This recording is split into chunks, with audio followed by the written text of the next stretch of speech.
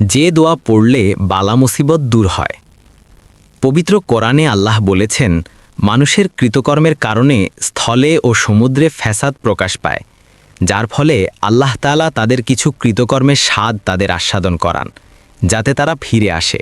সূরা room আয়াত ৪১। গুনাহ বেশি হলে সব কিছু থেকে বরকত উঠে যায়। বিপদ ও বালা মুসিবত একের পর এক আসতেই থাকে। আল্লাহ তাআলা বলেন, আর আমি অবশ্যই তোমাদের পরীক্ষা করব কিছু ভয়, ক্ষুধা এবং জান, মাল ও ফল ফলারির স্বল্পতার মাধ্যমে। আর তুমি ধৈর্যশীলদের সুসংবাদ দাও। যারা নিজেদের বিপদ মুসিবতের সময় বলে, নিশ্চয়ই আমরা আল্লাহর জন্য এবং নিশ্চয়ই আমরা আল্লাহরই দিকে প্রত্যাবর্তনকারী, তাদের ওপরই রয়েছে তাদের রবের পক্ষ থেকে মাগফিরাত ও রহমত, এবং তারাই হেদায়াত প্রাপ্ত। সূরা বাকারা আয়াত ১৫৫ থেকে ১৫৭।